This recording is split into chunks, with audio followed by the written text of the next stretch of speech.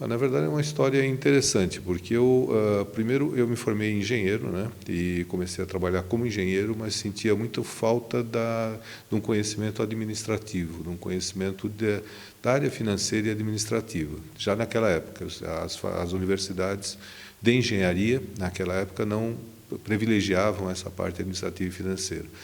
Aí eu me pus a fazer análise de organização, análise de OIM, né? E eu tentava entender a problemática, porque eu vi que eu tinha uma tendência a organizar os departamentos, as empresas, entender a problemática e organizar. E com isso eu passei para o mercado têxtil, mercado automobilístico, mercado de papéis, ou seja, papel e celulose.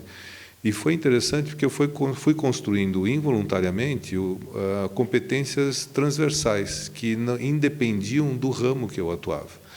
E quando eu saí do mercado, o mercado automobilístico, eu tive uma posição até de gerente de manufatura, né, uma posição extremamente técnica, né, eu encontrei novamente uma pessoa que eu conheci na Proceda, que era no Grupo Santista, né.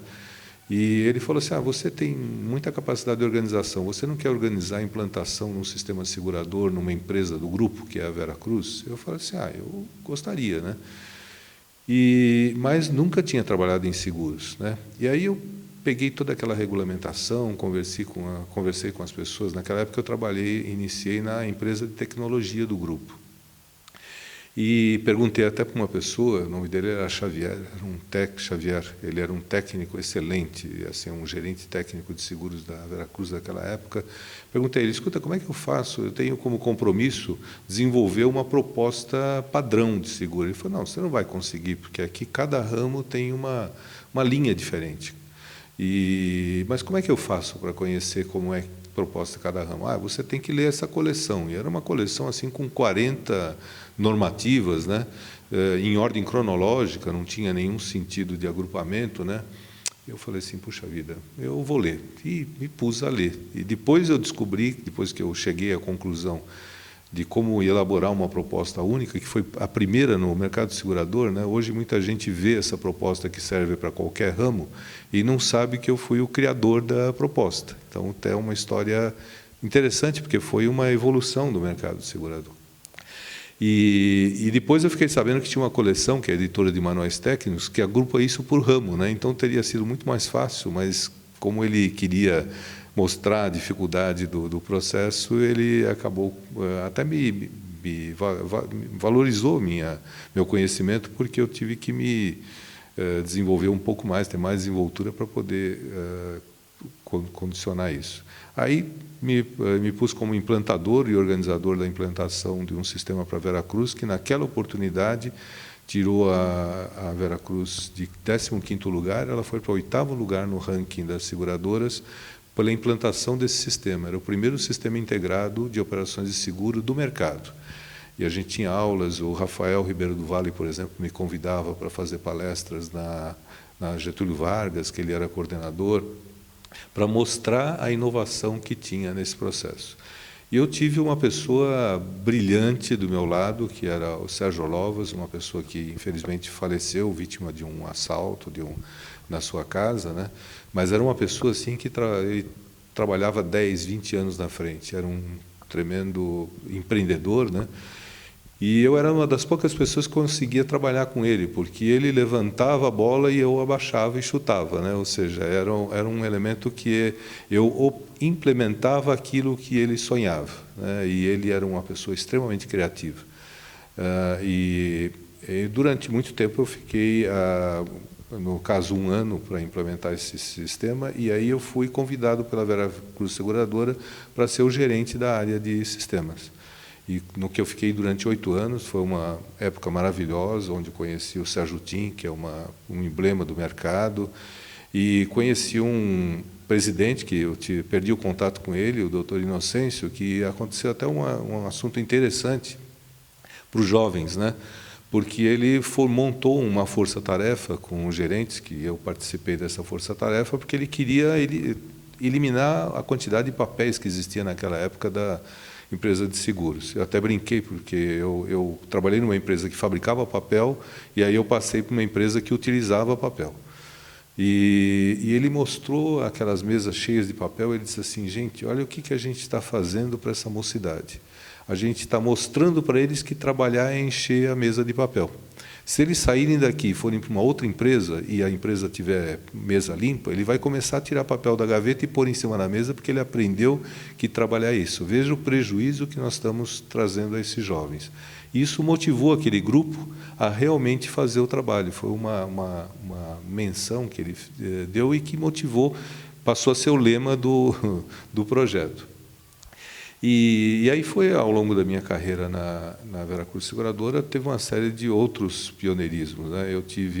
Foi o primeiro sistema de tarifação de corretores, eu fui representante da Veracruz na FENASEG, acabei me autoelegendo como secretário, porque fui convidado pelo Fernando Farias, que também era da Aliança da Bahia, uma pessoa histórica também, muito ativa no mercado, e ele me convidou para a comissão, e eu via que a comissão não era organizada. Aí eu falei assim: olha, eu vou fazer o seguinte, eu posso ser secretário dessa comissão, eu faço ata, eu distribuo o conteúdo das palestras. Ele falou assim: pode. E aí eu organizei aquilo lá, organizei e teve resultados excelentes.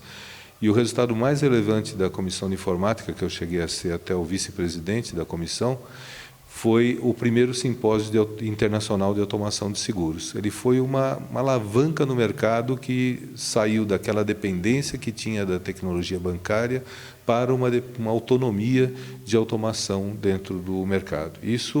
O mercado cresceu a partir desse momento. E houveram 7 simpósios. A cada 2 anos tinha esse simpósio de automação de seguros. Eu participei do primeiro como organizador, né, a pedido do FIDES, né, que é a Federação Interamericana de Empresas de Seguros, que eu estou me tentando relacionar agora, que eu estou fora do Brasil. E com isso eu fui palestrante, fui expositor, fui palestrante convidado, até o último, no 7º simpósio, eu fui convidado numa palestra plenária, onde foi a primeira vez que no mercado se falou em seguro virtual, né? Poucos sabem e poucos sabiam que aquilo também era uma homenagem que eu estava fazendo ao meu amigo Sérgio Orlovas, que aquela ideia de interporto, aquela ideia de ter um tipo de um portal para facilitar a comunicação entre todos os intervenientes numa operação de seguro, corretores, seguradoras e co-seguradores, era uma ideia dele, né? E eu apresentei aquela ideia, ela foi muito bem recebida pelo mercado, e naquele momento eu estava trabalhando em consultoria, né? E aquilo deu uma projeção importante no mercado. Agora, vinha uma dúvida, né? Por que eu gostava tanto de seguros, né? Eu, com a formação de engenharia, trabalhei em organização de empresas, em consultoria, trabalhei como gerente de fábrica, né? E foi até interessante que eu saí para o mercado, eu saí para a área de informática e organização para conhecer o lado administrativo. E gostei tanto, né? Mas eu fiz isso para poder voltar depois para a área de manufatura. E tive uma oportunidade numa empresa automobilística para voltar para essa área de manufatura. Neguei por 3 vezes, porque eu falei que estava tão adiantado na área de informática e organização. Mas eles falaram assim: não, mas você tem todo o perfil para... E fui um gerente de uma empresa importante inglesa de automação. E aí o mercado deu uma caída, né? Era um mercado associado a tratores e caminhões, deu uma caída, e eu fui conversar com esse pessoal que eu tinha trabalhado na área têxtil, né? O pessoal da Proceda, que era a empresa de tecnologia do grupo Lungborn, e me atraiu essa área, esse setor de seguros. Aí eu falei, sempre tive a dúvida, né? Aí eu descobri. Quando eu fiz 2 mestrados, né? Fiz um mestrado de administração e um mestrado de engenharia de produção, ligado à parte de informática. E aí eu comecei a buscar temas para a minha dissertação. E aí eu percebi, porque eu tenho, originalmente, quando era bem jovem, eu tive uma formação musical. E foi uma formação musical erudita, não era uma formação popular. Eu tocava peças eruditas no acordeon, para você ter uma ideia. E eu me formei professor de música, e quando você toca uma partitura erudita, você toca seguindo uma partitura, você não toca de ouvido, né, como a gente costuma dizer na maneira popular. E aí eu associei isso, por que eu gostava tanto de regulamentos, ou seja, regulamentos, manuais, procedimentos, que para mim tinha que ter uma partitura para eu poder conduzir algum processo. Então, se não tivesse, eu criava a partitura para criar um manual, um procedimento. E como a área de seguros era extremamente regulamentada, isso me atraiu com uma volúpia interessante. E aí que eu associei, tanto que eu tenho ainda em carteira aí uma tese para o doutorado, que é a influência da formação artístico-musical no perfil do administrador moderno. Por quê? Porque tudo hoje você tem que fazer com arte. Não adianta você fazer um portal só com conteúdo de texto, né? Você tem que fazer ele com conteúdo artístico, alguma coisa que vai atrair, alguma coisa que tenha dinâmica, e você tem que fazer isso com arte. E música é uma forma de expressão.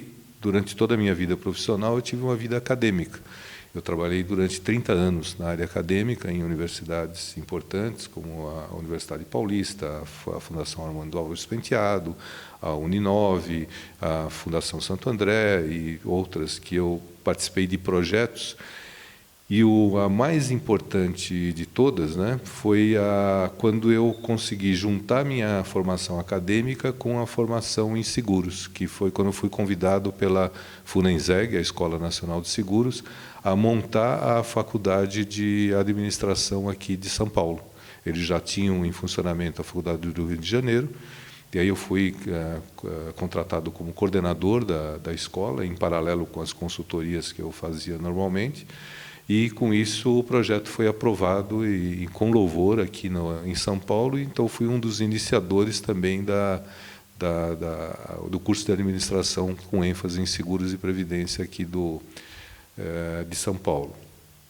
E aí eu tive uma atração de uma empresa americana, né, que viu toda a minha experiência com organização, com implementação, e quis que eu aplicasse essa experiência na área de saúde. E eu tive os últimos 8 anos nessa empresa, uma empresa americana que tem uma solução para hospitais, laboratórios e atenção primária.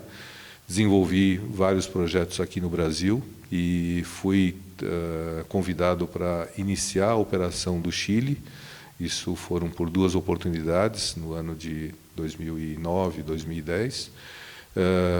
Consegui, junto com uma equipe, atrair os 3 melhores projetos do Chile, né? Então foi uma marca importante na área de saúde que, na verdade, guarda uma relação com seguros, orientado para a área de saúde e relacionamento com hospitais, com laboratórios e clínicas. Porque, como seguro, eu tinha feito trabalhos também na cooperativa Unimed, seguradora, e desse processo durante a época de consultoria.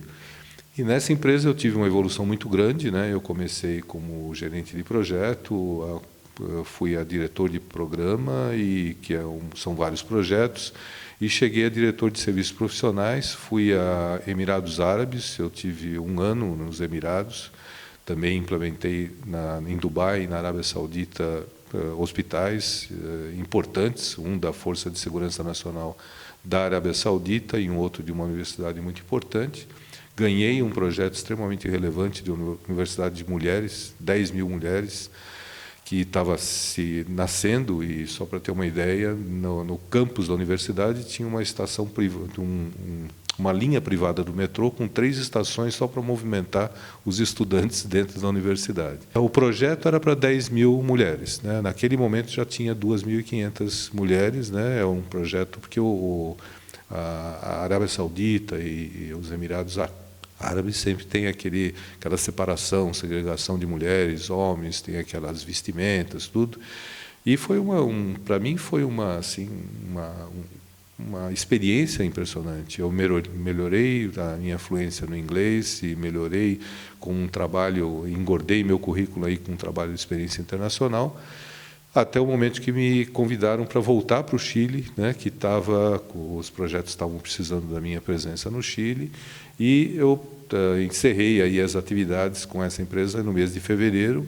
Continuo no Chile, né, eu estou morando no Chile, e a última vez que eu saí do Chile foi por conta do terremoto de 2010, né, que eu passei uma situação interessante, né, no piso 34, no andar 34º do Marriott. Então, estava eu e minha esposa, ou seja, voltei para o Chile porque eu vejo que é um país muito seguro, muito bonito, né? Tem belezas naturais muito bonitas. E agora eu estou investindo na área de seguros lá no Chile, tanto que em conversa com o Dr. Mauro a gente está pensando até num relacionamento internacional que se estende pela América Latina. Outros trabalhos interessantes que eu fiz enquanto Veracruz Seguradora foi também o início da seguradora Roma, e foi quando eu conheci o meu grande amigo, Dr. Mauro César Batista. Fiz um trabalho para ele quando ele era gerente de sucursal da Veracruz Seguradora, como Roma, né? Seguradora, e depois montei toda a estrutura organizacional quando eles se mudaram para a Avenida Paulista. E fiz outros trabalhos também, porque a Veracruz ela prestava serviços a essas seguradoras, que é a atual Mafre agora.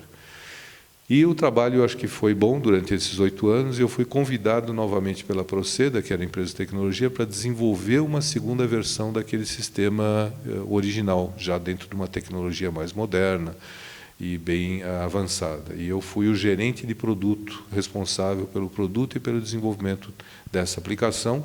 E isso fez com que eu encontrasse a FENASEG, encontrasse a FUNESEG, ou seja, eu fui conquistando espaço no mercado importante pela inovação, pelas palestras, pela divulgação, porque o espírito acadêmico, né, que eu tive em paralelo, ele também te faz isso. Você é criado para doação, você doa a sua competência, e o que engrandece uma pessoa que trabalha na área acadêmica é justamente quando ele consegue trazer um resíduo para esses jovens que estão saindo no mercado. Coisa que eu tenho retribuições até hoje, né? Outro dia eu estava ligando para uma companhia aérea e eu estava falando com o atendente, e do lado uma pessoa, o Tiago, né? Ele falou assim: você falou Sérgio Nobre? Eu falei assim: mas ele foi meu professor, deixa eu falar com ele. E aí encontrei um aluno que reconheceu todo o trabalho, o que ele aprendeu. Ele falou assim: olha, eu apliquei aqui na empresa, é uma das maiores empresas aéreas hoje do mundo, que é a Emirates, né? Apliquei na empresa, a gente lembrou outro dia no grupo das suas aulas, e sou extremamente reconhecido. E acabou até me facilitando algumas necessidades que eu tinha no momento. Então é isso aí. Quando eu venho ao Brasil, eu tenho muito prazer em ir à academia para participar das reuniões. Eu fui, durante uma gestão do Dr. Mauro, eu fui o diretor de assuntos estratégicos da academia, fiz um trabalho que ele também reconheceu como muito importante, e pretendo continuo como acadêmico, né, muito orgulhoso do título, e praticamente um pouco da história que a gente tem no seguro aí.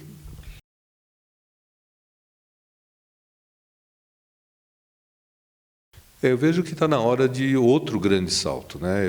Na época que eu trabalhei com bastante profundidade no mercado segurador, ele pulou da faixa de 1% para 3% e cresceu um pouco mais do que isso.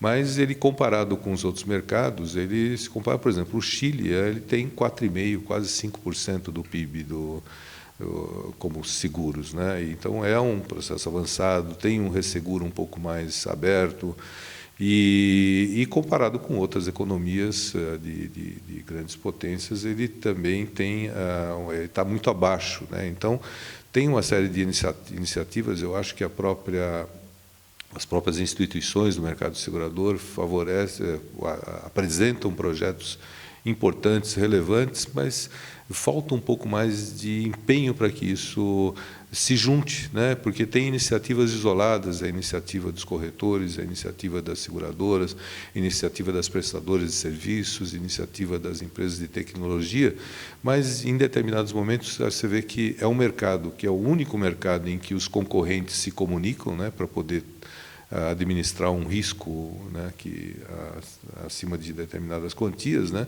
Então eles negociam a sua participação no risco, mas é um mercado que, em termos de serviços e empresas que complementam esse processo, hospitais, laboratórios, acabam não se integrando. Eu via, naquela época que eu trabalhava profundamente no mercado segurador, eu vi uma dificuldade muito grande das grandes grupos seguradores admitirem que podiam trocar informações, trocar dados, e A SUSEP teve algumas iniciativas nesse sentido, mas tem algumas coisas que deveriam ser mais obrigatórias, né? Seguros, por exemplo, de responsabilidade civil, seguros que estão associados a uma garantia de um processo de evolução do próprio mercado e economia. E o microseguro, eu acho que está ganhando seu papel, eu acho que ele está entrando numa faixa de economia que é importante no mercado, que é as classes C e D, né? E que, porque pode trazer um pouco mais de segurança, porque, na verdade, a segurança é a palavra, né? As pessoas que buscam segurança, ela poderia ser utilizada até como um elemento de marketing muito importante dentro desse processo. Mas eu vejo um crescimento, quer dizer, eu vejo que, sem dúvida nenhuma, tem ações que poderiam dobrar esse índice percentual do PIB com algumas ações que já vêm, não são tão inovadoras, ou seja, são ações que foram propostas durante esse tempo e, às vezes, alguma restrição do próprio mercado, alguma restrição do próprio governo acaba não concretizando a ideia. Mas eu acho que tecnologia é um ponto importante que pode alavancar esse processo, como alavancou quando ele subiu de 1 para 3%, né, por cento do PIB, mas eu acho que acabou se distanciando um pouco. Então, eu acho que é juntar tudo isso dentro de um contexto onde a gente possa simular. O Simpósio Internacional da Automação de Seguros, ele tinha um pouco dessa missão.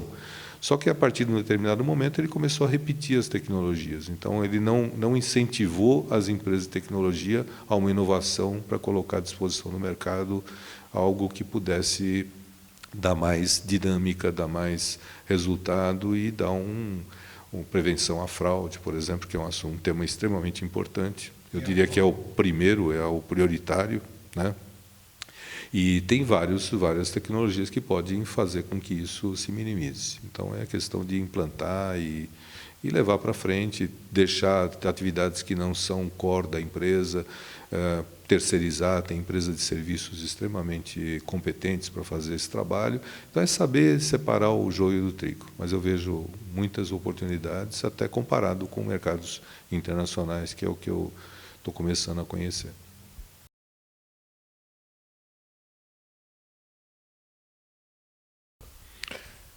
Eu acho que o mercado é um mercado que está sempre em evolução, né? Isso é um fato, ele praticamente mede as oscilações da economia, é o primeiro reflexo, porque ele trabalha em todos os setores da economia. Isso é outra coisa que também me atrai, né? Porque também foi o fundamento da minha evolução profissional. Trabalhei em vários setores da economia. E então eu vejo que ele é um mercado que tem uma facilidade, ao mesmo tempo é complexo, né, de se ajustar aos setores que estão crescendo. E essa dinâmica é que talvez seja importante de explorar no mercado segurador.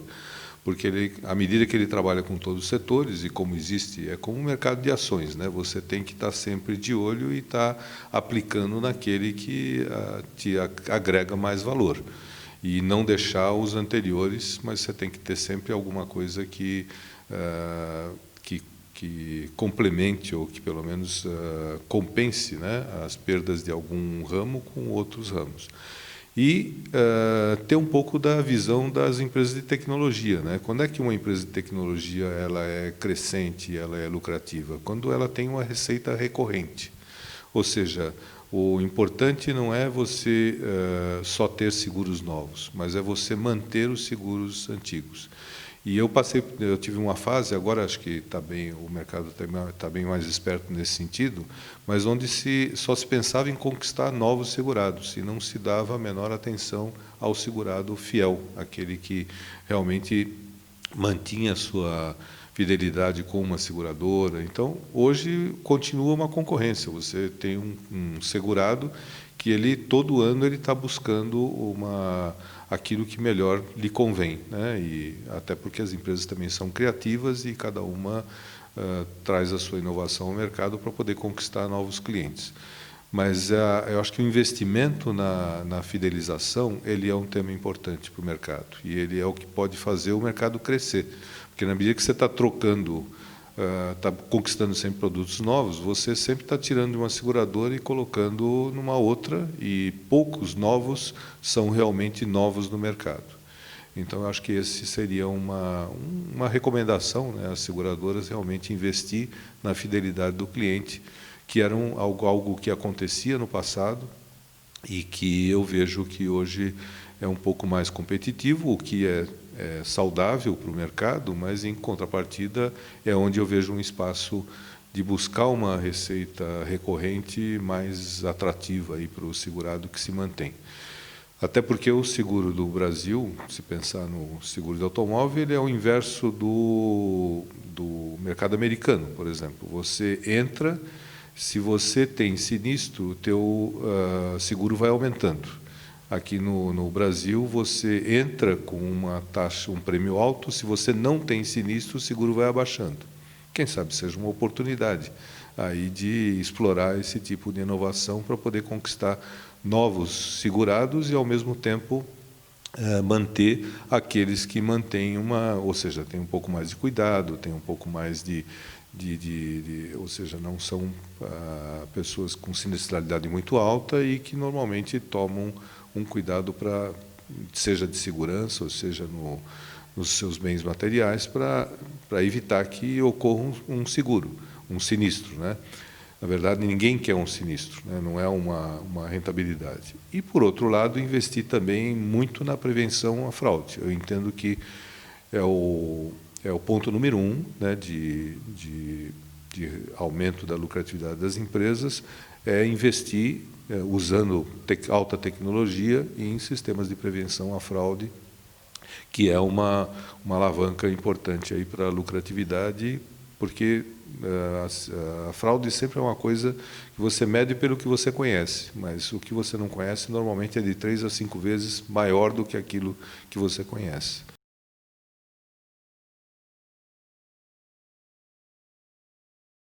Eu tive, usando o exemplo do que eu consegui construir na minha carreira, parte involuntariamente e que no final acabou me ajudando bastante, investir, nem que seja um dia por semana ou alguns meses por ano, investir em ensinar, né? Ou seja, porque o ensinar é uma atividade que faz com que você se atualize, é uma faculdade,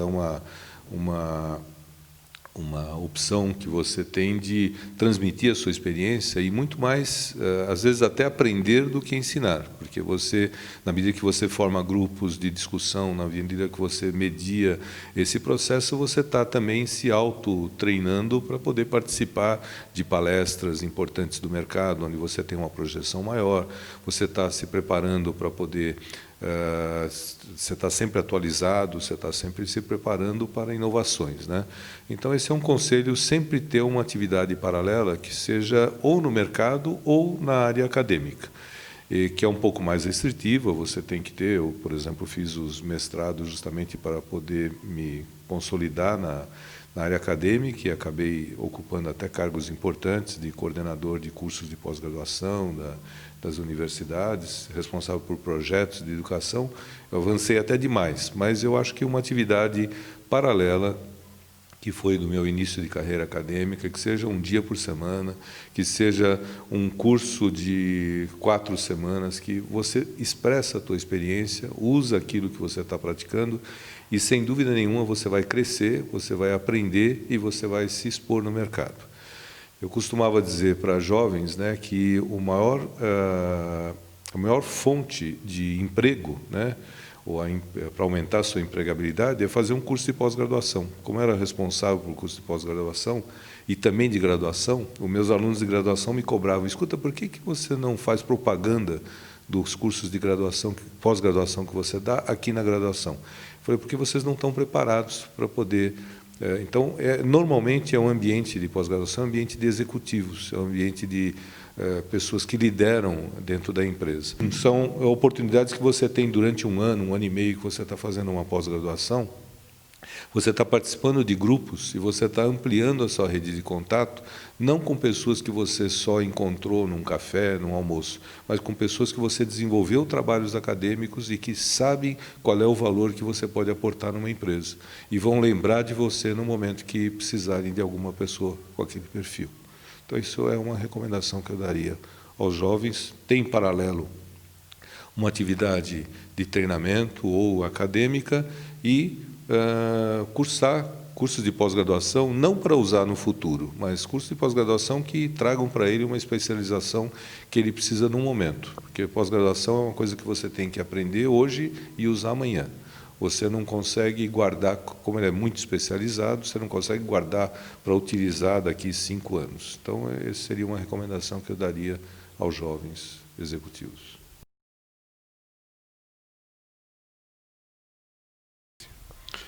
A academia também foi um marco na minha vida profissional. Eu tive o convite de algumas pessoas, o Dr. Mauro foi uma pessoa extremamente importante, a doutora Terezinha também, que eu não sei atualmente, ela era diretora jurídica de uma empresa seguradora na oportunidade, e o Rafael Ribeiro do Vale, que foi uma pessoa que sempre me incentivou, ou seja, desde o início da minha ligação com os seguros, ele me incentivou com palestras e aulas na Getúlio Vargas, que era o curso que ele coordenava, mas teve um papel extremamente importante na minha vida profissional, porque ele vinha a consolidar o meu relacionamento com o mercado, ele vinha a dar mais estrutura ao relacionamento que eu tinha no mercado. Então, para mim, foi um orgulho muito grande ter sido aprovado como um acadêmico. O Dr. Mauro, que acreditava em mim, ele logo já me colocou na sua gestão como diretor de assuntos estratégicos. Ele sempre reconhece os trabalhos que eu desenvolvi naquela oportunidade e, apesar de ter me isolado nesse momento que eu tive no exterior, né, que eu tive nos Emirados e que tive no Chile, eu sempre tive um relacionamento com ele muito importante. E tanto que essa semana que eu estou aqui no Brasil, que eu estou vivendo no Chile, eu tive o prazer de participar de uma reunião de diretoria e que, mais uma vez, o Dr. Mauro demonstrou um excelente carinho e apreço pelos trabalhos que eu já desenvolvi no mercado segurador, e a gente acabou discutindo novas ideias que devem vir por aí para a gente consolidar esse trabalho. Eu acho que é uma congregação de elite do mercado segurador.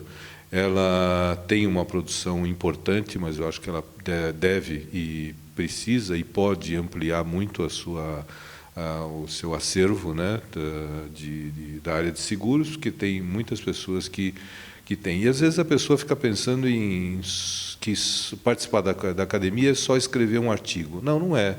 É doar um livro, é doar uma revista que você guardou num determinado tempo, é você ter uma fita de vídeo de um evento, você convidou uma pessoa, conseguiu um patrocínio, você convidou uma pessoa para fazer uma palestra importante sobre temas atuais. Então, isso é participar da academia.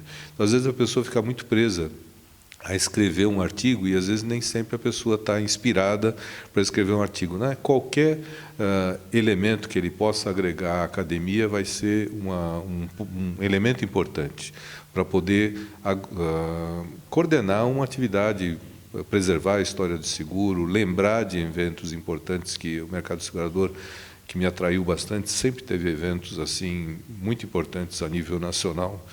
Então, é isso que eu guardo da academia, muito apreço, e pretendo continuar participando da academia, independente do país que eu esteja, né? E pretendo desenvolver trabalhos de bastante proximidade, agora com essa oportunidade de estabelecer uma relação da academia com os países hispano-latino-americanos, que acho que vai ser muito importante para o crescimento da academia nesse momento.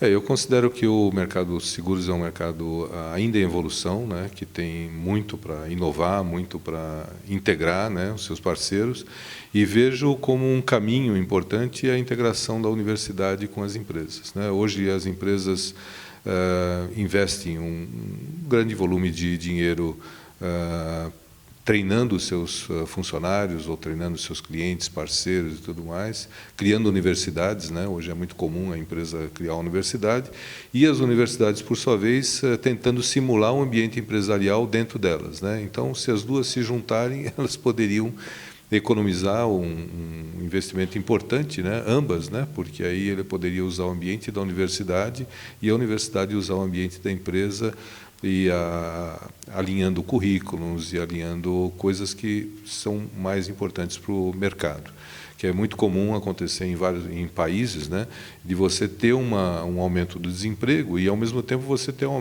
aumento de demanda por especializações. E às vezes não se combinam, né? Então, o que falta aí? Falta exatamente o elemento de ligação para poder capacitar essas pessoas que estão perdendo seu emprego, porque trabalhavam com tecnologias ultrapassadas, para trabalharem com especialidades e técnicas novas. Então, eu vejo que essa poderia ser uma ideia para o mercado, né? Além de outras, que é aquela integração com o mercado de tecnologia. Mas considero que é um mercado extremamente... tem um potencial incrível, né? E eu creio que vale a pena investir nesse mercado.